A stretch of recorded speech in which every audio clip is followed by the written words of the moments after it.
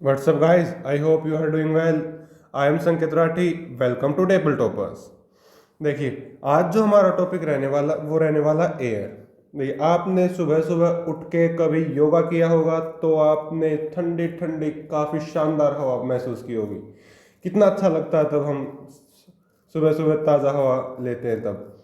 ठीक, तो देखिए आज हम इसी एयर के बारे में पढ़ने जा रहे हैं। आज हम देखेंगे इसका क्या इंट्रोडक्शन कि एयर है क्या, क्या हमारा इसका यूज़ है, कैसे ये हमें प्रोटेक्ट करती है, इसके कंपोजिशन क्या क्या है, और फिर उसके बाद में हम पढ़ेंगे अगले चैप्टर में नेक्स्ट वीडियो में क्या पढ़ेंगे हम कि इसकी स्ट्रक्चर क्या क्या है एटमॉस्फेयर का, और वेदर में और क्लाइमेट में डिफरेंस पढ़ेंगे, और क्या पढ़ेंगे कि जो वेदर और क्लाइमेट है वो किस किस चीज़ से वो इफेक्ट होता है। ठीक है, चलिए आज शुरू करते हैं कि पहला क्वेश्चन ये है कि एयर है क्या चीज़, व्हाट इज एयर।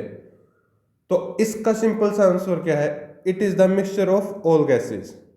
क्या है, मिक्सचर है गैसेज का। गैसेज कौन कौन सी, आपने नाम सुना होगा, nitrogen, oxygen, carbon dioxide, sulphur, ये सारे क्या है गैसेज हैं। ठीक, तो इनका जो मिक्सचर है उसको क्या बोलेंगे हम, उसको बोलेंगे हम एयर।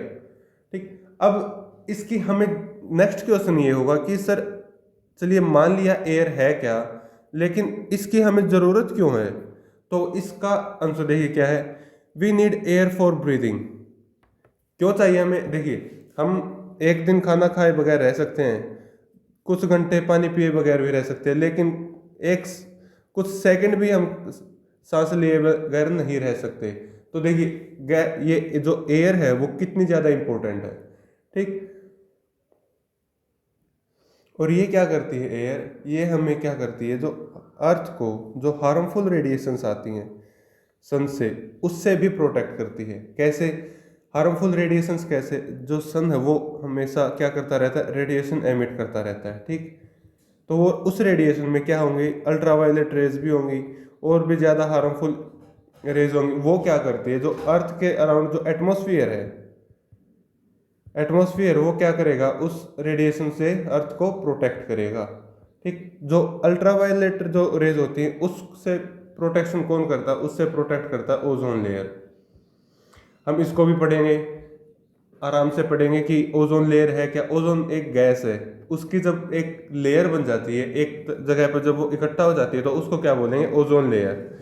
क्लियर, चलिए अब जो हम पढ़ेंगे वो क्या पढ़ेंगे कि एयर के जो, एयर तो हमने पढ़ी, एयर है कहाँ पे। देखिए जो मेजर डोमेन्स थी अर्थ की कौन कौन सी थी, लिथोस्फीयर, एटमॉस्फेयर, हाइड्रोस्फीयर, और तब इन तीनों को अगर मिला दे तो क्या बनेगा, बायोस्फीयर। ठीक, लिथोस्फीयर में क्या था, लैंड थी। ठीक, एटमॉस्फेयर में क्या था, एयर, और हाइड्रोस्फीयर में क्या था, वाटर।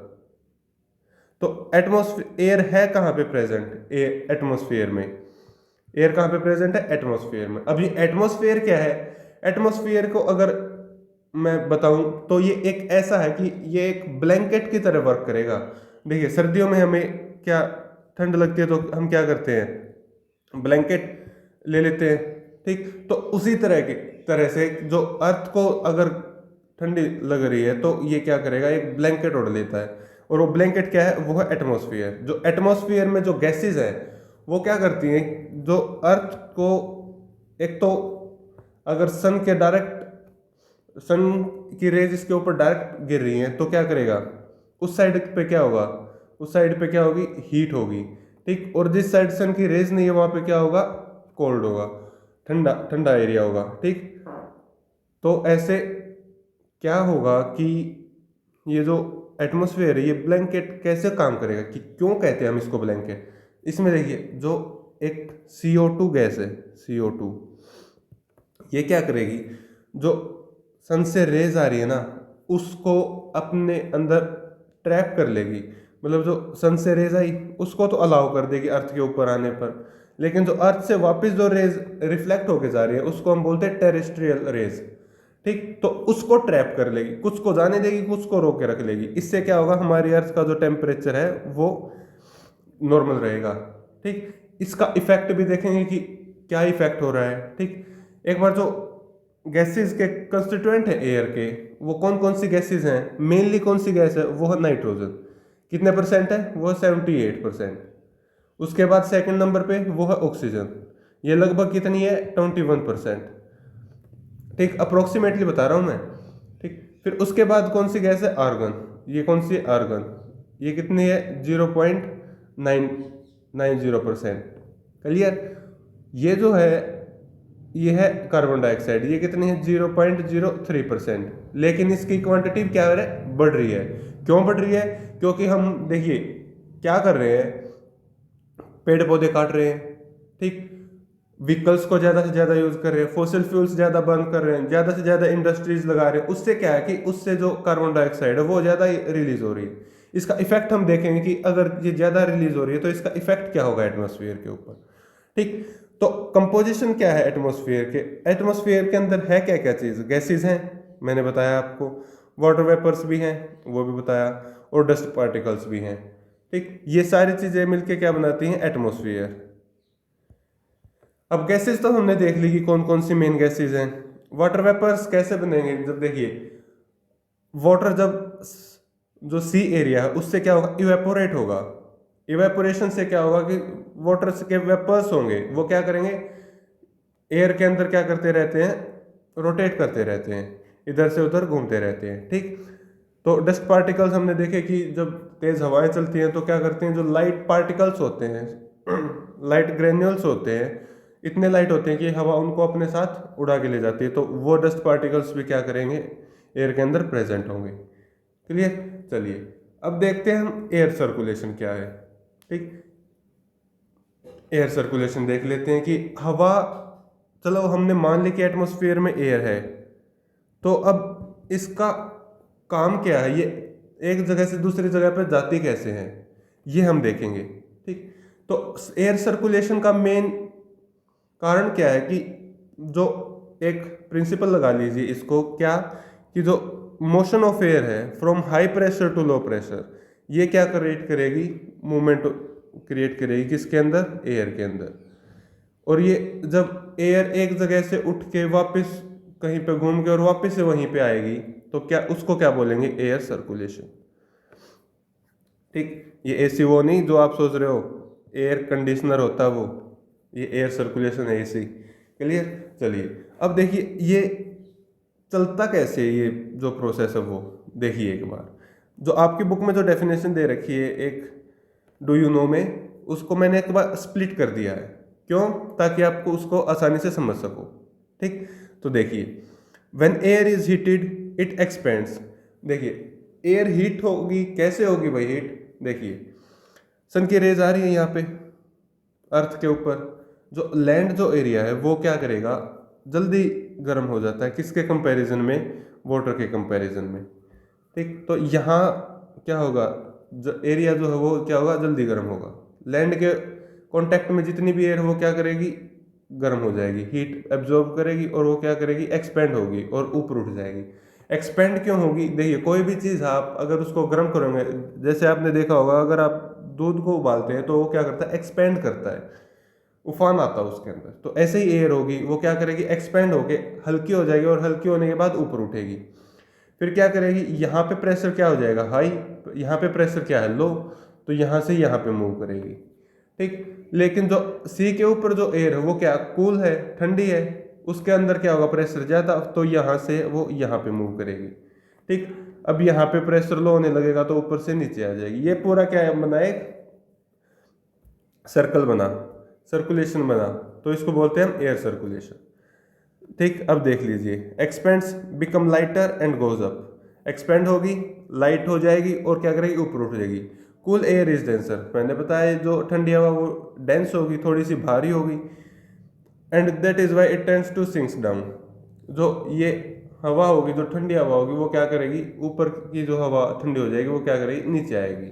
ठीक, व्हेन है हॉट एयर राइजेज, जब यहाँ से जो गर्म हवा है वो ऊपर उठेगी, यहाँ से गर्म हवा ऊपर उठेगी तो क्या करेगी, cold air from surroundings areas rushes there to fill in the gap.